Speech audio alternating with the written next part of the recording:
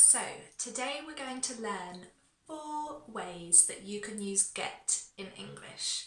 As you know, get is a really popular word in English. We use it all the time. And actually I'm going to make another video in a few weeks about get phrases and phrasal verbs with get. So if you're not already subscribed to my YouTube channel, make sure you've subscribed so you don't miss that one. But this one is about 4 common uses. So let's get started. Use number 1. We often use get to mean receive. Okay, receive. So let me give you some examples. Every day I get 500 emails, for example. Or I got a phone call from my auntie this morning. I haven't spoken to her for ages. Or I got a text from Susan yesterday. Oh, she's doing really well.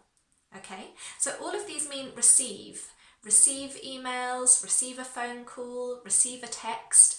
But the reason we use get is because it sounds much more natural. So it's more informal. So I would definitely encourage you to say I got an email rather than I received an email. Okay, so that's use number 1, receive. Use number 2. We use get to mean arrive. Let me give you some nice natural examples.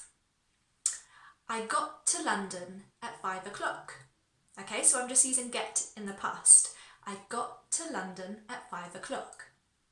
So something important to note is that we need this preposition to. I pronounce it to. I got to London at 5 o'clock. All right, and you can use it with any place. Every day I get to work about 8 o'clock. We got to our hotel at midnight. All right, so it's arrive, get to plus the place. However, this is something important to remember. When we use home, we no longer use the preposition to. I hear that mistake all the time. I got to home. No, it's got home, all right? So last night I got home about 8 o'clock. Every day I get home about 5 after work, all right? So if you're using home, don't use the preposition to. Okay, use number 3. We use get to mean buy something. For example, you might say to your husband or wife if they're going to the supermarket, while you're at the supermarket, can you get me some milk? All right. Or you might say, while you're at the supermarket, can you get fruit and potatoes? Or your husband might come home from the supermarket and say, I couldn't get toilet roll. They were out of stock. All right. That one's really useful at the moment because we're in the middle of this coronavirus and toilet roll is very difficult to buy. So I couldn't get toilet roll. So that's use number 3, buy.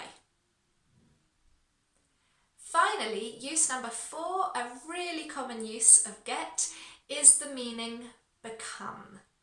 Now, because this is like a process, we often use it with the present continuous tense. So let me give you some examples. You're outside having a picnic, you say, "Oh, it's getting cold, shall we go inside?" Or perhaps it's late in the evening, it's getting dark, shall we go inside? So you can see that you've got that present continuous, it's getting dark, because it's like a process. It's getting cold. Or maybe, oh, I'm getting tired, I'm going to go to bed. I'm getting tired. So when we use it for the meaning of become, it's often, not always, but often with present continuous. So that will make your English sound nice and natural. Right, so as I said at the beginning of the video, I will be making another lesson soon with get phrases and get phrasal verbs. So make sure that you've subscribed so that you don't miss that one, or sign up to my email list because I let my email subscribers know when I've got new videos coming.